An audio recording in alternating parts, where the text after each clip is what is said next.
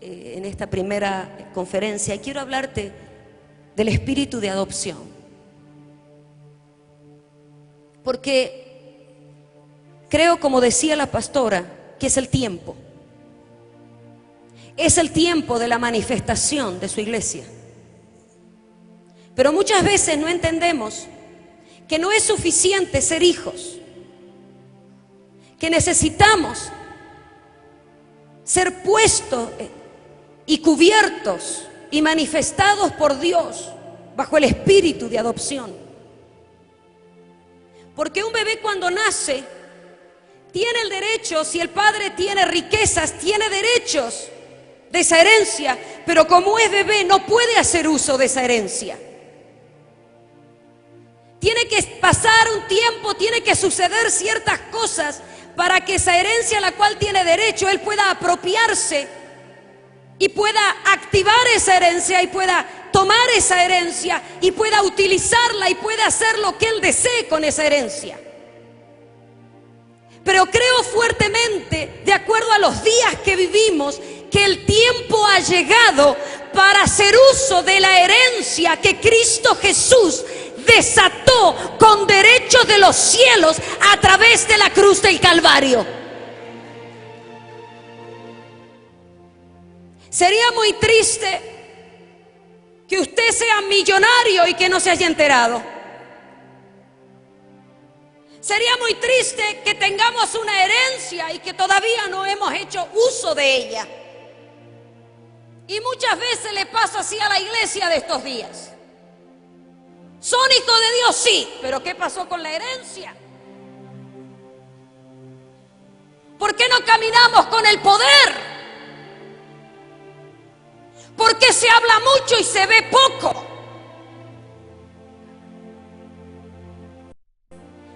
Quiero que me acompañes al libro de Gálatas, algo muy sencillo quiero hablarte. Por favor, chiflen, háganme señas. Cuando mi tiempo termine. Gálatas capítulo 4, versículo 1. Fíjate lo que dice la Escritura. Pero también digo, entre tanto que el heredero es niño, en nada difiere del esclavo, aunque es señor de todo, sino que está bajo tutores y curadores hasta el tiempo señalado por el Padre. Repite conmigo, hasta el tiempo señalado por el Padre.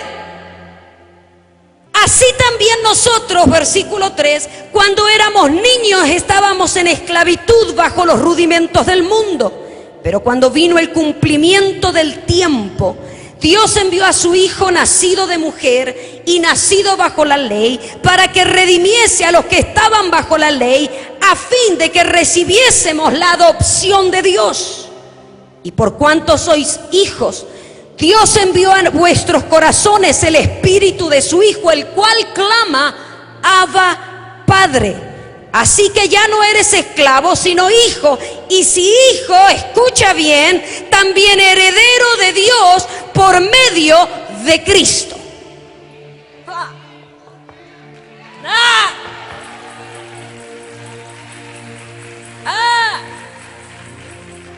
También herederos.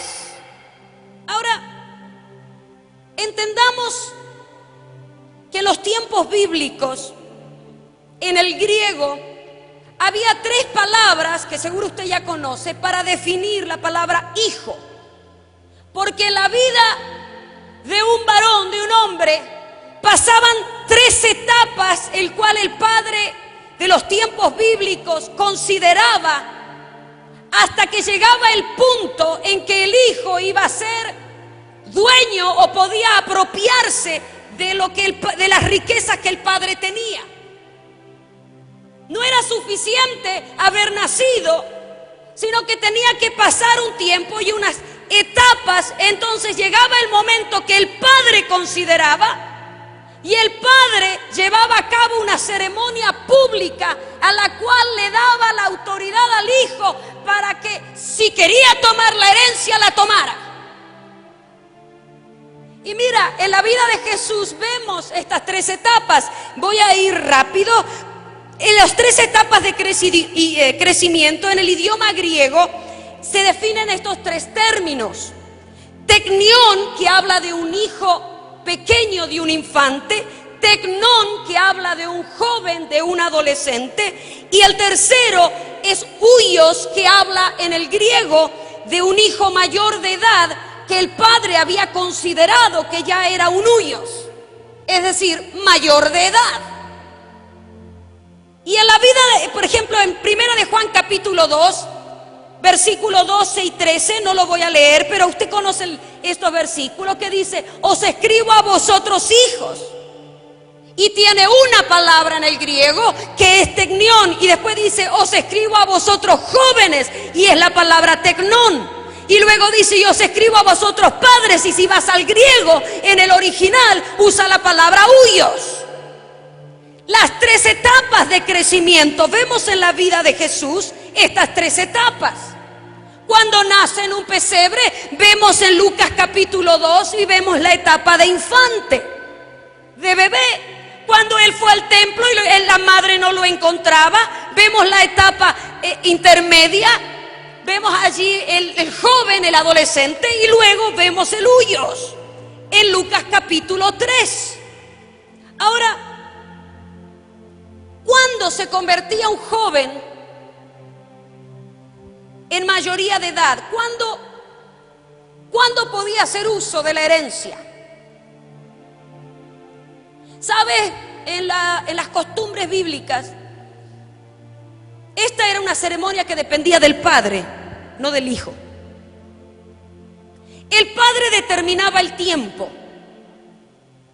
y era generalmente alrededor de los 30 años, lo que sería para nosotros los occidentales la mayoría de edad.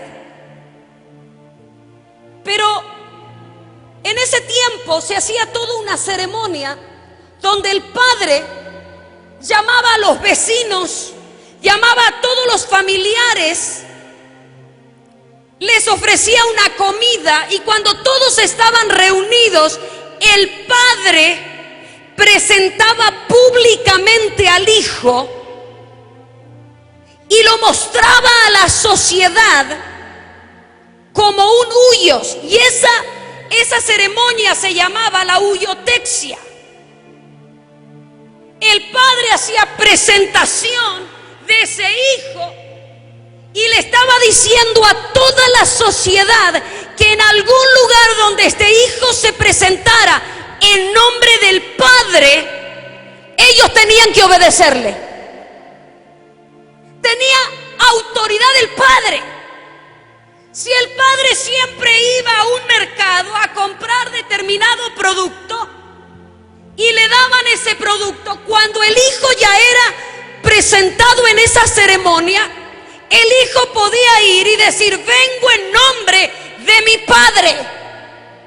Y tenía el derecho el vendedor de dárselo, porque si no tenía problema con el padre.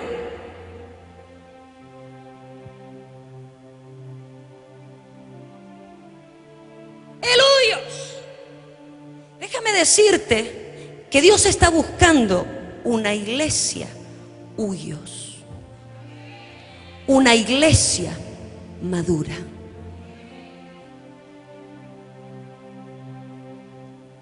Ha llegado el tiempo. La pastora desde que iniciamos está diciendo, y como que un volcán tenía dentro cuando hablaba: ha llegado el tiempo, ha llegado el tiempo, ha llegado el tiempo. El tiempo porque fue determinado por el Padre.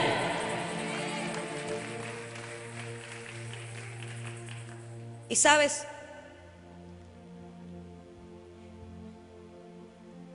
no es solamente la autoridad de títulos. Porque mire, ay, perdóneme si esto no le gusta lo que le voy a decir, pero estaba en un evento y había una persona allí y alguien me dijo: ¿qué autoridad que tiene? Y yo le digo: yo no le percibo autoridad, tiene un carácter de la patada. Confunden autoridad con mal llevados.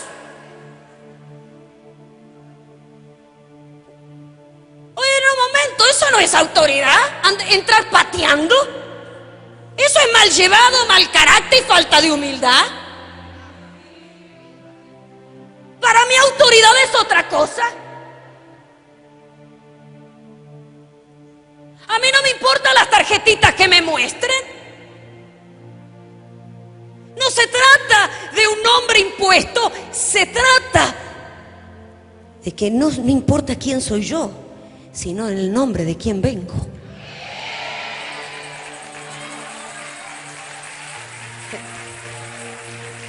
El problema no está quién soy yo, el problema está quién me envió. Mire, nosotros llegamos con mi esposo a México en los años 90, principio de la década. Yo no sabía lo que estaba sucediendo en Argentina, en la nación en la cual Dios me había sacado. Sabía que el Señor había conocido al hermano Carlos Anacondia, pero sabía que Dios estaba levantando otros hombres de Dios allí. Pero como en ese tiempo no teníamos dinero ni para hacer llamadas telefónicas, con mi esposo era o llamábamos por teléfono o comíamos. Y pues siempre escogíamos comer. Y de repente mi mamá me contaba desde Argentina que Dios estaba levantando a alguien allí, que Dios estaba haciendo tremendas cosas. Y en ese mismo tiempo fuimos a una cruzada en la ciudad de Dallas con mi esposo, y a todos los latinos argentinos nos pusieron en un rincón. Y ahí voy yo en el rincón, en esa cruzada, que había una multitud de gente, y de repente veo un pelón flaco al lado mío. Y a que hablaba todo así, todo arrastrado, che, así. Hola, hola, ¿sabes argentino? Sí, qué bueno, mucho gusto. No sé ni de dónde habrá salido este. Y andábamos los dos así, norteados, como dicen los mexicanos. Y comenzamos a hablar con este hermano, y me dice el hermano: oye, ¿no vas a ir a Argentina? Sí, voy a ir la semana que viene. Y saca una tarjeta y me dice: mira, yo tengo una reunión especial, quiero que vengas. Así voy a orar por México, me dice. Ah, sí, ¿verdad? Dice: ¿sabes dónde va a ser? Va a ser en el estadio Vélez Sarsfield, uno de los estadios más grandes de Argentina. Vas, dije yo, ¿quién será este? Me firma unos garabatos que, dicho sea de paso, una letra horrible. A la semana voy a mi casa, le digo: mamá, ¿qué crees? Llego a Argentina, visito a la familia y que qué sé yo. Mamá, tengo un compromiso, tengo que ir. Hay un hermano que me lo encontré la semana pasada y quedé formal que iba a ir. La verdad que, bueno, me dice: a ver, ¿quién es? No sé cómo se llama. Cuando le muestro la tarjeta decía Claudio Freyson. Y mi mamá empezó. ¡Ah! La cosa que había cuando llego al estadio, yo me quedé sorprendida porque había una fila, pero que no se podían entrar ahí. Y yo dije: ¿cómo lo encuentro? Saqué la tarjeta. Y ahí a un señor le mostré así la tarjetita con esos garabatos. Pase por aquí, venga por allá. Terminé la plataforma.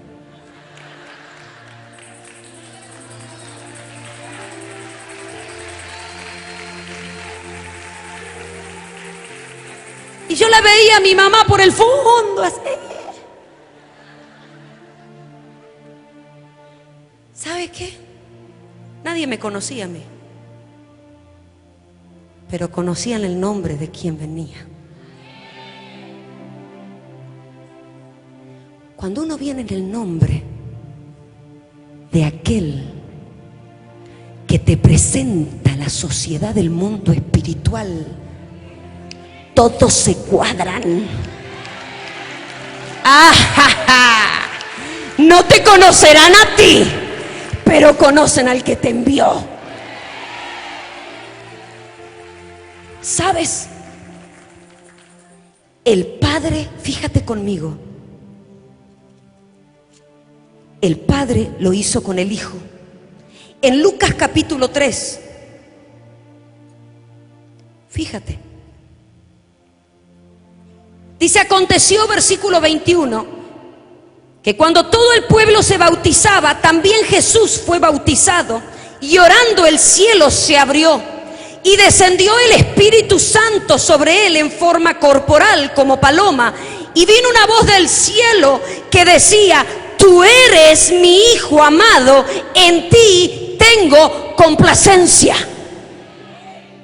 El Padre de los cielos hizo la ceremonia y lo paró delante de muchos testigos, no solo de los que se veían ahí, pero del mundo espiritual. El Padre presentó al Hijo y dijo: ha llegado el tiempo, ha llegado el momento, ha llegado la hora para que el Hijo de Dios se manifieste. E iba a iniciar su ministerio. El Padre lo para a orillas del Jordán y los cielos se abren, y la voz del cielo que dice: este es mi Hijo amado. Y el Padre hizo la ceremonia y lo presentó. Y el mundo espiritual sabía que ahora se tenían que ver con el Padre.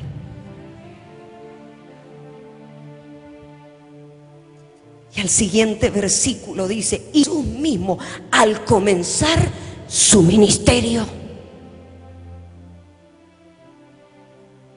cuando el Padre te presenta y el Espíritu de Dios viene sobre ti,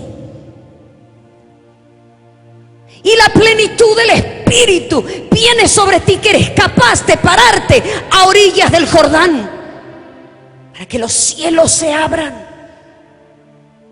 ¿Qué significa Jordán? El que desciende. ¿Sabes por qué muchas veces la iglesia no tiene autoridad? Porque no quiere pararse a orillas del Jordán, porque no quiere descender. Porque se hablan de muchas cosas en el Evangelio, pero poco se habla de humillarse.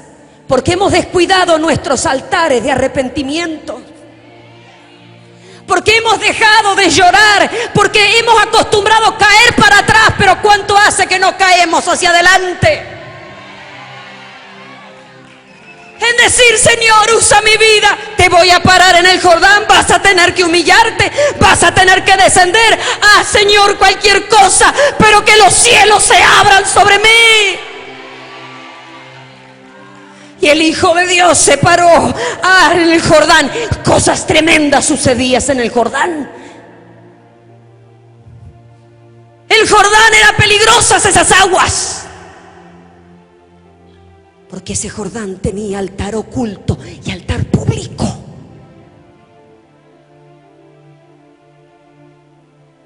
Y el Hijo de Dios fue puesto ahí. Y el mundo espiritual, los principados convocados. Y el Padre dijo: este es mi Hijo amado. Y el que se mete con él, se mete conmigo.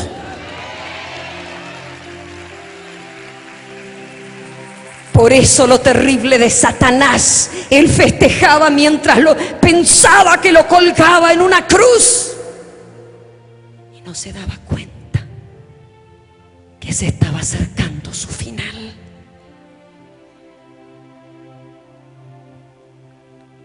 Porque el Padre tenía un plan.